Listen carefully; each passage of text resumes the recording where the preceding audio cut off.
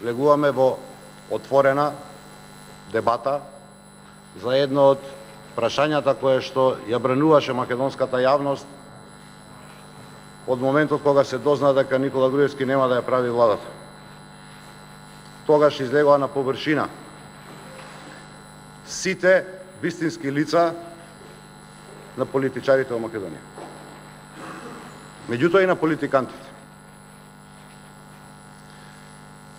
Ова прашање е прашање во кое што можете да примените политикански мерки и говори и политички.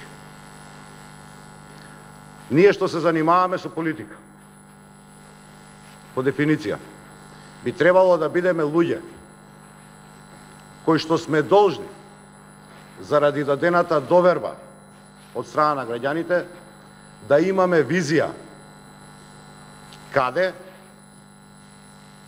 и како треба да ја носиме нашата држава во иднина. Политикантите ќаруваат дневни поени. И тоа можевме да го видиме во изминатиот период. Се направи бабарога од нешто што веќе никој не го споменува, тиранска платформа. Сега се прави бабарога од закон за употреба на јазици. Утре ќе се најде некоја нова тема со која што ќе ги плашиме граѓаните од апокалиптични сценарија на упропастување и пропаѓање на нашата држава, со цел да се ќари дневен политички поен. Ништо повеќе од тоа.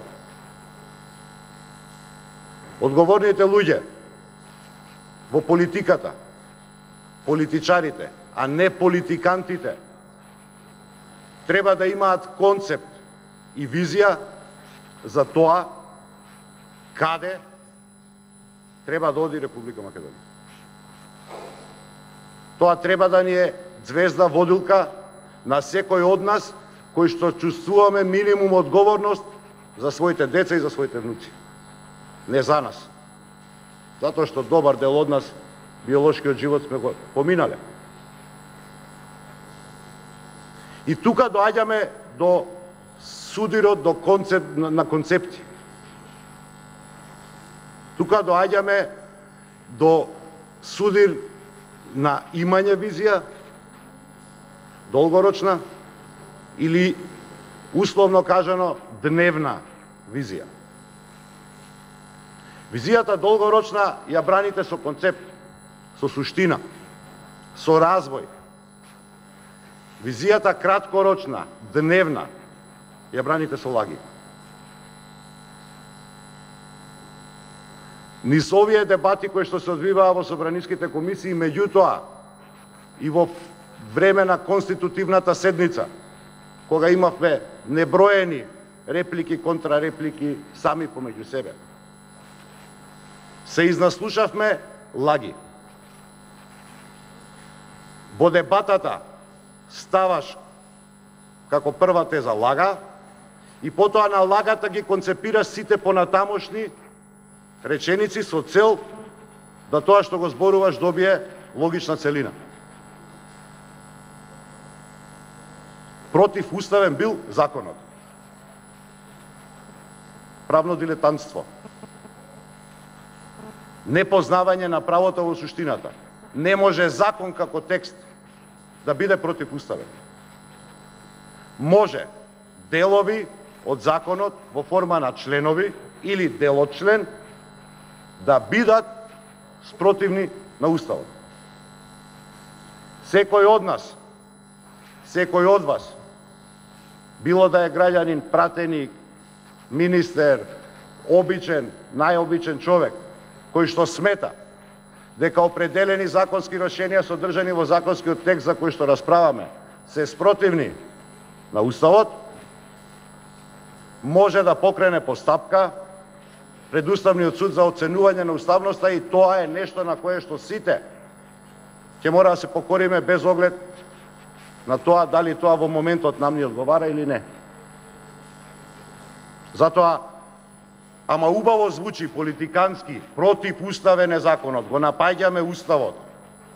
Уставот кој што е столб на една држава. И ги плашиме луѓето. Ги внесуваме, со влез влегуваме во лага и ја развивате целата теза. Ако ви е темелот лажен, тезата ви е лажна. Тезата ви е лажна, не постои како категорија. Затоа, без емоции, треба да влеземе во концепт. Ние тоа го промовиравме и во предизборната кампања како концепт на создаваме едно општество на еднакви граѓани. Нашиот устав предвидува на заедницата која што е повеќе од 20%, а не е македонска, тоа се албанците, право на службена употреба на нивниот јазик. Овде како разработуваме тоа право отворено, патем кажам, затоа што се злоупотребува.